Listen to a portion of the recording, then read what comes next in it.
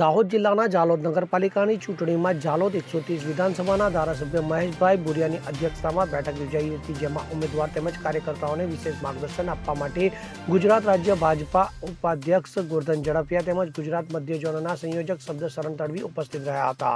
તો જાલોદ નગરમાં કુલ 24,000 ઉપરાંત નગર સેવા સદન માટે વોટિંગ કરનાર મતદાતાઓ છે, જેમાં વધુ મતદારો મહિલા મતદારો છે, જે વિશે માહિતી જિલ્લા કોષાધ્યક્ષ પંકજ અગ્રવાલ દ્વારા આપવામાં આવી હતી. તો જિલ્લા ભાજપ પ્રમુખ શંકર આમલિયાર દ્વારા પ્રારંભિક સંબોધન કરતા કાર્યકર્તાઓને માર્ગદર્શન આપવામાં આવ્યું હતું. ત્યારબાદ મધ્ય ઝોનના સંયોજક શબ્દ શરણ તડવી દ્વારા નારાજ કાર્યકરોને પાર્ટી સન્માનભેર યોગ્ય સ્થાન અપાશે તેવું સંબોધન કર્યું હતું.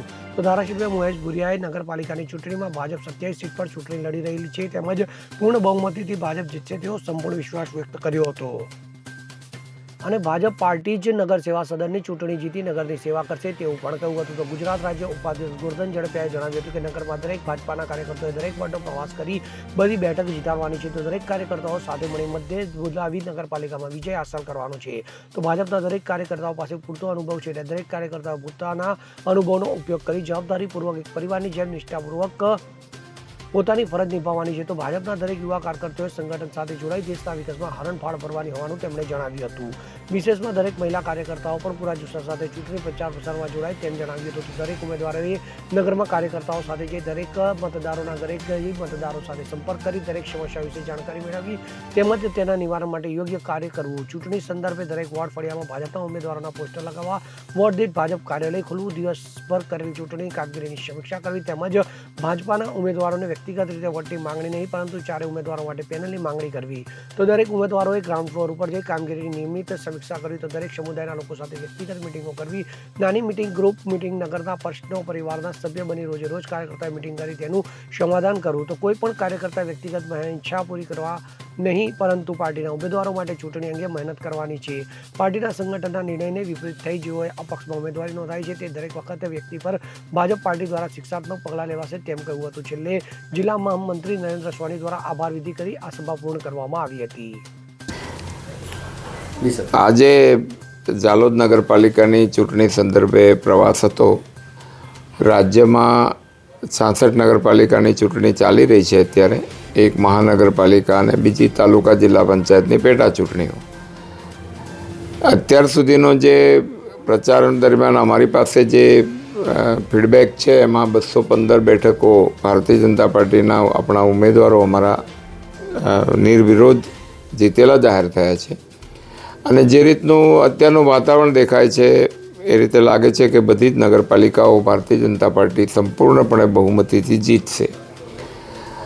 આની પાછળ દેશના પ્રધાનમંત્રી આદરણીય મોદીજીના નેતૃત્વમાં જે રીતે પરિણામો આજે દિલ્હીમાં પણ આવ્યા છે, એક પ્રજાએ જે વિશ્વાસ ભારતીય જનતા પાર્ટી અને એમના નેતૃત્વ પર મૂક્યો છે, એમ ગુજરાતમાં પણ છેલ્લા 30 વર્ષથી સ્થાનિક સ્વરાજ્ય હોય કે રાજ્યની વિધાનસભા હોય, સંપૂર્ણ રીતે પ્રજા ભારતીય જનતા પાર્ટી સાથે અમારા સેવાના કામના કારણે, મોદીજીની યોજનાઓ નીતિઓના કારણે અને જાલોદમાં પણ અમે સારી રીતે બહુમતીથી સંપૂર્ણ એબ્સોલ્યુટ મેજોરિટીથી જીતીએ એ માટેની અમારા પ્રયાસો છે જ. અને ખાસ કરીને આજે વિશેષ માર્ગદર્શન બધા લોકોની ઉપસ્થિતિમાં હતું.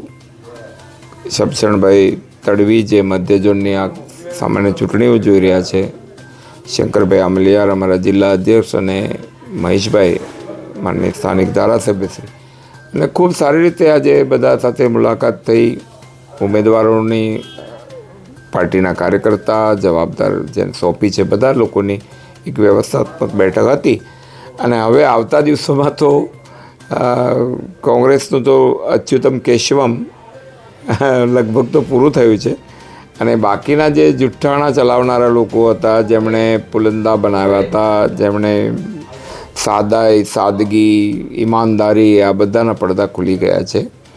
જ્યાં સેવા કરવાનો ભાવ છે, ધારો કે મોદીજીની યોજનામાં સેવાનો ભાવ છે, ગરીબ માણસનું ઓપરેશન થાય વગર પૈસે થાય, 3.5 કરોડ લોકો ઉપરના ઓપરેશન કિડની, કેન્સર, હૃદયના વગર પૈસે થાય તો એના તો આશીર્વાદ જ મળે ને. ગરીબ માણસ તો દેવામાં ડૂબી જાય.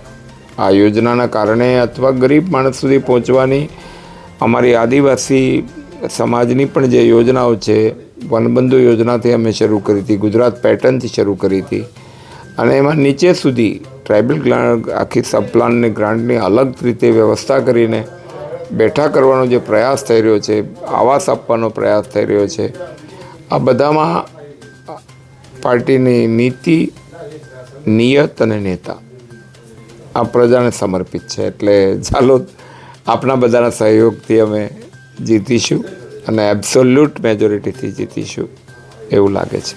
ધન્યવાદ. અવસર સાથે CN24 ન્યૂઝ ઝાલોદ. હવે જુઓ દેશ દુનિયાની તમામ ખબરો તમારી આંગળીના ટેરવે. ઉઠાવો મોબાઈલ અને Google Play Store પરથી ડાઉનલોડ કરો અમારી CN24 ન્યૂઝ મોબાઈલ એપ.